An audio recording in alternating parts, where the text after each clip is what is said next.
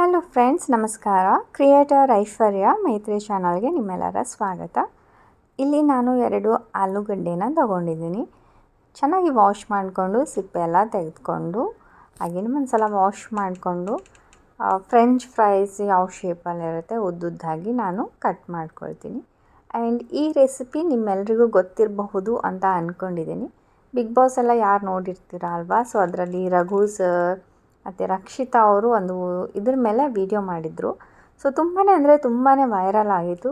So ಇವತ್ತು ನಾನು ಕೂಡ ಟ್ರೈ ಮಾಡೋಣ, ಹೇಗೋ ಆಲೂಗಡ್ಡೆ ಇತ್ತು ಮನೆಯಲ್ಲಿ ಅಂತ ಟ್ರೈ ಮಾಡಿದ್ದೀನಿ. ಬಟ್ ಟೇಸ್ಟ್ ಹೇಗಿತ್ತು, ವೆದರ್ ಇಷ್ಟೊಂದು ಫೇಮಸ್ ಆಗಿತ್ತು ರೆಸಿಪಿ, ಫೇಮಸ್ ಆಗಲಿಕ್ಕೆ ಟೇಸ್ಟ್ ಕಾರಣನ ಅಥವಾ ಈ ಬಿಗ್ ಬಾಸ್ ಕಂಟೆಸ್ಟೆಂಟ್ ಕಾರಣನ ಅಂತ ನನಗೆ ಗೊತ್ತಾಗುತ್ತೆ. ಆ್ಯಂಡ್ ನಿಮಗೂ ಕೂಡ ಶೇರ್ ಮಾಡ್ತೀನಿ. ಸೊ ಇಲ್ಲಿ ನೀವು ನೋಡ್ತಾ ಇದ್ದೀರಲ್ವ, 2 ಆಲೂಗಡ್ಡೆನ ಈ ಥರ ನಾನು ಫ್ರೆಂಚ್ ಫ್ರೈ ಶೇಪಲ್ಲಿ ಕಟ್ ಮಾಡ್ಕೊಂಡಿದ್ದೀನಿ. ಆದಷ್ಟು ಸ್ವಲ್ಪ ಸಣ್ಣದಾಗಿ ಕಟ್ ಮಾಡ್ಕೊಳ್ಳಿ, ಬಿಕಾಸ್ ಫ್ರೈ ಮಾಡಲಿಕ್ಕೆ ಸಮಯ ಕಡಿಮೆ ತೊಗೊಳುತ್ತೆ. ಸೊ ಇವಾಗ ನೀರಲ್ಲಿ ಎಲ್ಲ ಫ್ರೆಂಚ್ ಫ್ರೈಸ್ನ ಹಾಕ್ಕೊಂಡಿರ್ತೀನಿ, ಸೊ ದಟ್ ಸ್ಟಾರ್ಚ್ ಎಲ್ಲ ರಿಮೂವ್ ಆಗುತ್ತೆ. ಹಾಗೇನು ಒಂದು ಪ್ಯಾನಲ್ಲಿ ಸ್ವಲ್ಪ ಜಾಸ್ತಿನೇ ಆಯಿಲ್ ಹಾಕ್ಕೊಂಡು ಬಿಸಿ ಆದಮೇಲೆ ಫ್ರೆಂಚ್ ಫ್ರೈಸ್ನ ಆ್ಯಡ್ ಮಾಡ್ಕೊಳ್ಳಿ. So medium to high flame ಮೇಲೆ ಚೆನ್ನಾಗಿ ಗೋಲ್ಡನ್ ಬ್ರೌನ್ ಕಲರ್ ಆಗೋವರೆಗೂ ಫ್ರೈ ಮಾಡ್ಕೊಳ್ಬೇಕು. ಸ್ವಲ್ಪ ಕ್ರಿಸ್ಪಿನೆಸ್ ಬರುತ್ತೆ ಆವಾಗ. ಸೊ ಇವಾಗ ನೀವು ಡೈರೆಕ್ಟ್ ಈ ಥರ ಫ್ರೆಂಚ್ ಫ್ರೈಸ್ ಕೂಡ ಸ್ವಲ್ಪ ಸಾಲ್ಟ್ ಅಥವಾ ಪೆರಿ ಪೆರಿ ಮಸಾಲ ಹಾಕ್ಕೊಂಡು ಕೂಡ ತಿನ್ನಬಹುದು. ತುಂಬಾ ಅಂದರೆ ತುಂಬಾ ಟೇಸ್ಟಿಯಾಗಿರುತ್ತೆ. ಸೊ ನೋಡ್ತಾ ಇದ್ದೀರಲ್ಲ, ಈ ಥರ ಲೈಟ್ ಗೋಲ್ಡನ್ ಬ್ರೌನ್ ಆಗೋವರೆಗೂ ಫ್ರೈ ಮಾಡಿಕೊಂಡು ಉಳಿದಿರುವ ಎಣ್ಣೆ ಒಂದು ಬಟ್ಲಲ್ಲಿ ಸೈಡ್ಗೆ ತೆಗೆದಿಡ್ತೀನಿ.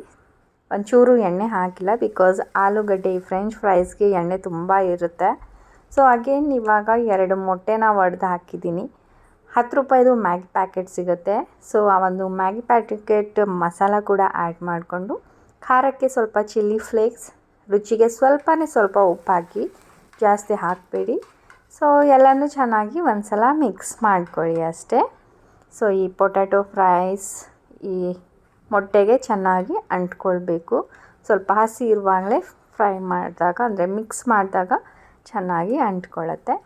ಸೊ ಆಯಿತು, ನಮ್ಮ ಪೊಟ್ಯಾಟೊ ಎಗ್ ಫ್ರೈ ರೆಡಿನೇ ಆಗೋಯಿತು. ಆ್ಯಂಡ್ ತಿನ್ನೋದಕ್ಕೂ ಕೂಡ okay normally egg bhurji potato French fries ಹೇಗೆ ಇರುತ್ತೆ ಅಲ್ವ, ಅದೇ ಟೇಸ್ಟ್ ಬರುತ್ತೆ. ಏನು ಜಾಸ್ತಿ ಡಿಫ್ರೆನ್ಸ್ ಏನು ಕಾಣಿಸೋದಿಲ್ಲ.